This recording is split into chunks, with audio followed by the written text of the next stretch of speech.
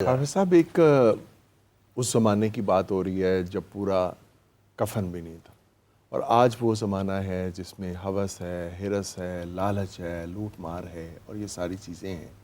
کیا کہیں گے آپ اس میں؟ اور حافظ صاحب جیسا کہ علامہ صاحب نے یہ بھی کہا کہ وہ بڑا مشکل دور تھا، داخلی فسادات تب بھی تھے اب بھی ہیں، کیا فرق ہے؟ کیوں آج تقسیم شدہ حکومت جو ہے وہ ایک پیج پر اللہ پر یقین نہیں ہے، اللہ کے قرآن سے دوری ہے. اور کفن نہیں تھا لیکن ایمان تھا، پیسے نہیں تھے، یقین کی دولت تھی، لیکن وہ ساری چیزیں کیا واپس آئیں نہیں؟ وہ ساری آئی ہیں. جیسے حافظ صاحب نے فرمایا ہے، پھر دینے والے تھے، لینے والا کوئی نہیں تھا. تو آج دینے والے بھی بہت ہیں، لینے والے پھر بھی ختم نہیں ہوتے ہیں. اور آج کا جو مسئلہ ہے پاکستان کا، اگر ہم اپنے ملک کی بات کرتے ہیں تو اس میں ریاست کا کیا کردار ہے. ہم اپنی تمام ان عظیم ہستیوں کے دنوں کو مناتے ہیں، اور جیسے آپ نے ابتدائیہ میں جو صفات امام رضی اللہ تعالیٰ عنہ کے بیان کی ہیں، ذرا نکلیں باہر اور دیکھیں کون کون ان کے اوپر عمل کرتا ہے. ہم کرتے ہیں بات، تقاریر ہوتی ہیں، تحاریر ہوتی ہیں، مجالس ہوتی ہیں، محافل ہوتی ہیں، عمل نہیں ہوتا، عمل اس سے ختم ہو جاتا ہے.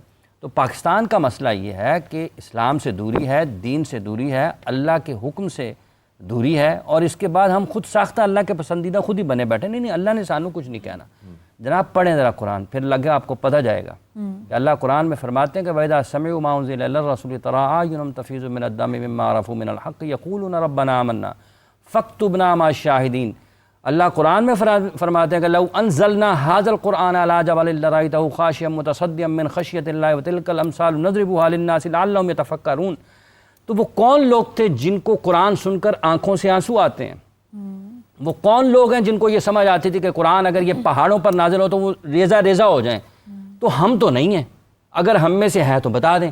وہ کتنے لوگ ہیں ایوان میں، پارلیمنٹ میں، صوبائی اسمبلیوں میں، قومی اسمبلیوں میں، سینٹ میں، جب وہ کہتے ہیں کہ ہم اللہ کے 99 ناموں کے نیچے بیٹھے ہوئے ہیں. اللہ کے 99 ناموں کے، آپ زمین بھی اللہ کی ہے، آپ اس کے اوپر کھڑے بھی ہوئے ہیں.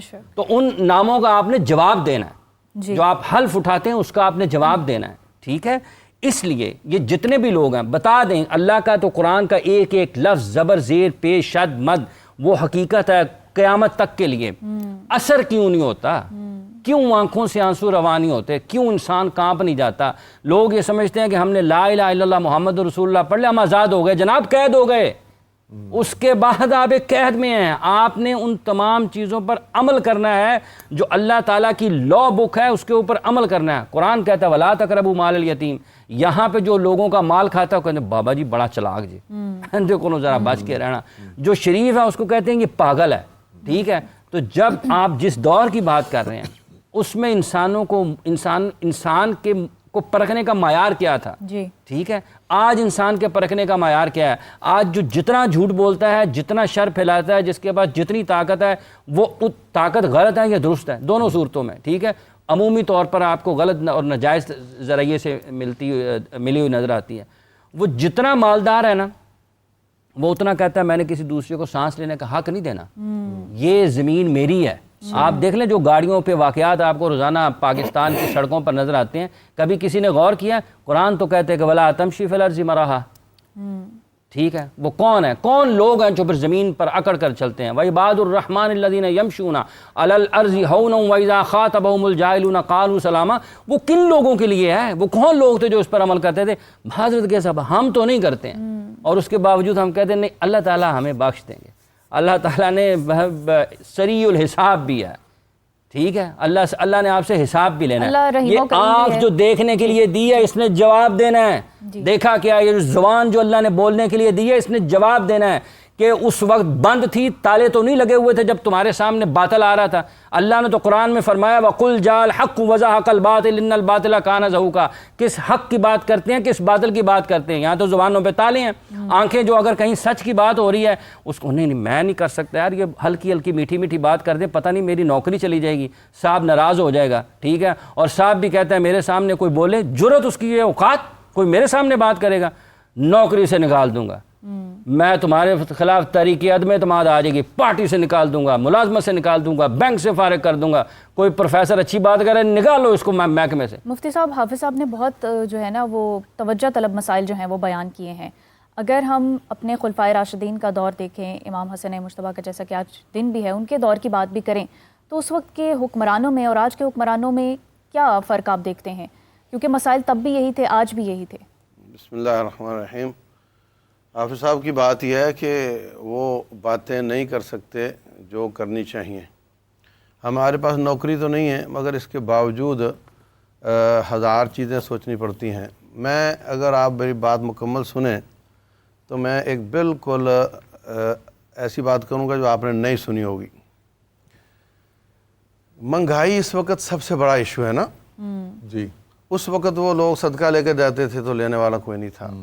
مسئلہ اس کا یہ ہے، اسلام نے جو مارکیٹنگ ہے نا، مارکیٹ کی 3 قسمیں ہوتی ہیں۔ ایک ہوتی ہے بارٹر سسٹم، سامان سے سامان۔ جی۔ ایک ہوتی ہے کوموڈیٹی مارکیٹ، پیسے سے سامان۔ صحیح۔ ایک ہوتی ہے منی مارکیٹ، پیسے سے پیسہ۔ صحیح۔ ٹھیک ہے۔ اچھا حافظ صاحب، اگر آپ 1 کروڑ روپیہ لے کر نکلیں ڈالر لینے کے لیے تو کتنے ہاتھ استعمال ہوں گے؟ کافی سارے ہوں گے جی۔ آپ نے جا کر دیے اور وہاں سے ڈالر لے لیے، کتنے ہوئے؟ کم 2 1 ہی ہو گئے نا۔ اچھا اگر آپ 1 کروڑ روپے کی اجناس خریدتے ہیں جا کر، کتنے ہاتھ استعمال ہوں گے؟ ایک ہی کے پاس جائیں گے پھر۔ پیچھے پوری چین ہلے گی نا۔ ہاں جی، ساری اس کے پیچھے نظام ہے۔ پیچھے پوری چین ہل جائے گی۔ ہاں جی۔ جس نے پروڈکشن کی، جس نے کٹے بنایا، جس نے بنے، جس نے چھاپے، جس نے بھرے، جس نے اٹھائے، ایک دم وہ پائپ لائن ہل جائے گی۔ اور اگر ایک طرف کوموڈیٹی تھی، ایک طرف منی مارکیٹ تھی تو اتنا ہوا فائدہ۔ اگر دونوں طرف کوموڈیٹی ہو تو دونوں طرف ہی ایک بچال آ جائے گا، نوکریاں نکلیں گی، مزدوریاں نکلیں گی۔ تو اسلام چاہتا ہے کہ لا یکون دولۃ بین الاغنیاء منکم، ہم نہیں چاہتے کہ پیسہ صرف اغنیاء کے پاس ہو، پیسہ کماؤ اور غریب کو بھی کمانے دو۔ اسلام کا سسٹم یہ ہے کہ منی مارکیٹ کو منیمائز، بلکہ اس میں پیسہ کمانا سود ہے۔ صحیح۔ سونا سونے کے بدلے، ہاتھوں ہاتھ برابر برابر، پیسہ نہیں کماؤ۔ صحیح۔ پیسہ سارا پھینکو کوموڈیٹی میں، پیسہ سارا پھینکو بارٹر سسٹم میں۔ اس کے نتیجے میں فیکٹریاں بھی چلیں گی، مزدوریاں نکلیں گی، اور آپ مزدور نخرہ کرے گا اور اس کے پاس ایک سے زیادہ نوکریاں نظر آئیں گی۔ ہم کیا کر رہے ہیں؟ ہم ساری فیکٹریاں اور ملیں بند کر کے منی مارکیٹ کو اوپر کر رہے ہیں۔ ابھی نئی بات آ رہی ہے جی، ہم اس کو ڈیجیٹلائز کر رہے ہیں۔ کوئی کہہ رہا ہے جی ہم اس کو اسلامائز کر رہے ہیں۔ کچھ اسلامائز نہیں ہے، بیس صرف سودی ہے اور منی مارکیٹ کو بڑھائے جا رہے ہیں، اسی کو بڑھائے جا رہے ہیں۔ نتیجہ کیا ہے؟ نوکریاں ختم ہو رہی ہیں، لوگ باہر جا رہے ہیں، اور ان کو پھر ہم سوری ٹو سے کہ کوئی کہتا ہے میں بے نظیر نام سے آپ کو پیسے دیتا ہوں، کوئی کہتا ہے میں آپ کو رمضان کے نام سے پیسے دیتا ہوں، کوئی کہتا ہے میں آپ کو احساس کے نام سے دیتا ہوں۔ یعنی تم کچھ نہ کماؤ، ہم سے تھوڑے سے لو۔ اب تو بیٹھ جانے کے بھی سارے راستے بند ہو بھٹو صاحب، میں آپ کی رائے بھی یہاں پر شامل کرنا چاہوں گی۔ مفتی صاحب نے جو ہے وہ ایک ایگزامپل سے توجہ دلائی ہے۔ اگر ہم اسلامی جمہوریہ پاکستان میں بیٹھے ہوئے ہیں اور جن اسلامی نظاموں کی مثالیں ہم دے رہے ہیں، یہ تو بہت فرق ہے اس میں، کیا سمجھتے ہیں آپ؟ بالکل فرق ہے، میں اس چیز کو نگیٹ نہیں کروں گا، مگر یہ کولیکٹیو بینگ سوسائٹی ہمارا فیلئر ہے۔ ہم نے کبھی بھی ایک قوم بن کے چیزیں نہیں سوچی، اور ہمیشہ سے ہم تنقید برائے تنقید کرتے ہیں، تنقید برائے اصلاح نہیں کرتے۔ جی۔ جب پاکستان معرض وجود میں آیا تو اختلافات تو تبھی سے تھے، اور پہلا اختلاف ہمارا جو پاکستان بنانے والے تھے، دوسرا ہمارا جو بنگلہ دیش آج بن چکا ہے، ان کے ساتھ پیدا ہو گیا۔ کرنسی پہ کنفلکٹ آ گیا، لینگویج پہ کنفلکٹ آ گیا، اور پھر سب سے بڑی بات جو المیہ تھا کہ 8 سال ہمارے پاس کانسٹیٹیوشن نہیں تھا۔ جی۔ کانسٹیٹیوشنل ڈائلما بہت بڑھ گیا ہوا تھا۔ ہم نے بینگ سوسائٹی چیزیں اس طرح سے سوچی ہی نہیں۔ ہمارا ہمسایہ ملک اسی ٹائم 58 میں ہی انہوں نے نان الائنڈ موومنٹ جوائن کر لی۔ انہوں نے کہا ہم نے کسی گروپ کا حصہ نہیں بڑھنا، مگر ہمارا جغرافیکلی پاکستان کی جغرافی اللہ تعالیٰ کی طرف سے ایک تحفہ ہے، مگر اس تحفے کے ساتھ ہمیں کچھ نہ کچھ ایسی چیزیں مل گئی ہوئی ہیں جنہیں ہم کلمینیٹ نہیں کر سکتے۔ اس کا امپیکٹ ہمارے اوپر ہمیشہ سے رہا۔ کبھی ہم ماڈرنائزیشن کی طرف جاتے ہیں، کبھی ہم اسلامائزیشن کی طرف جاتے ہیں، ہمارے فیزز ہیں ڈفرینٹ۔ تو ابھی تنقید جائز ہے کہ پولیٹیشنز جو ہوتے ہیں یا حکمران چلیں، آپ پرٹیکولرلی نام لے لیں حکمرانوں کا، آپ صاحب نے بھی بات کی، اس میں حکمرانوں کے ساتھ ساتھ علماء کا بھی بہت بڑا ایک کردار ہے۔ جی بالکل ہے۔ ہمارا سب سے بڑا فیلئر میں یہ سمجھتا ہوں، وہ جو بات کر رہے تھے کہ قرآن سنتے ہوئے ہم روتے کیوں نہیں، ہمیں قرآن سمجھ ہی نہیں آتا۔ ہمیں قرآن ترجمے کے ساتھ پتہ ہو تو ہم روئیں۔ میں اپنی مثال دیتا ہوں۔ سوری ٹو سے بٹر صاحب، ہم جن کی بات کر رہے ہیں نا، اور حافظ صاحب نے بھی کل اس طرف اشارہ کیا تھا کہ وہ جب گورنر ہوتے تھے نا تو وہ جمعے کے خطبے بھی دیا کرتے تھے. آج کل ہمارے حکمران، ہمارے وزراء جو ہیں، سوری ٹو سے، نہ انہیں بسم اللہ کا مطلب پتہ ہے، نہ انہیں جو ہے وہ کلمات آتے ہیں، پتہ ہونا تو اور کی بات ہے، بسم اللہ کل شریف تک نہیں آتی. تو یہ جو بات آپ نے کی کہ کبھی ہمارا جو ٹرینڈ ہے وہ ماڈرنائزیشن کی طرف ہوتا ہے، کبھی اسلامائزیشن کی طرف ہوتا ہے، تو یہ لے کسی وجہ سے نہیں ہے؟ نہیں بالکل. دیکھیں 500 انگلیاں برابر نہیں ہوتی. میں فرسٹ ٹائم میں ممبر اسمبلی الیکٹ ہوں. آج کی اسمبلی میں جس میں 60% یوتھ بیٹھی ہوئی ہے اور 60% پڑھے لکھے لوگ ہیں، اور جو پرانی اسمبلیز ہیں ان میں بڑا فرق ہے. آپ ابھی کا تقابلی جائزہ اگر پچھلیوں کے ساتھ کریں تو آپ کو ایک واضح فرق نظر آئے گا. پہلے کیا ہوتا تھا، ایک بیوروکریسی جو ہماری ہوتی ہے، میں آپ کو ٹولز بتاتا ہوں. ہمارے پاس اسمبلی کے ڈفرینٹ ٹولز ہوتے ہیں. Being a chairman of standing committee for sports and youth affairs, ہم اکثر میٹنگز کنڈکٹ کرتے ہیں. جی. تو ہمارا جو ٹرینڈ تھا نا کہ یہ تھا کہ وہ بیوروکریسی آتی تھی، وہ اچھی انگریزی کے الفاظ اور خمازہ بول کے وہ چلے جاتے تھے اور بیچارے پولیٹیشین سنتے رہتے تھے.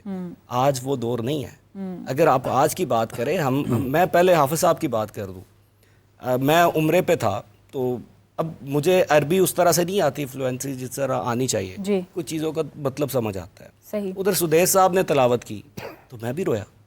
مطلب اثر علماء کے اندر بھی تو چاہیے.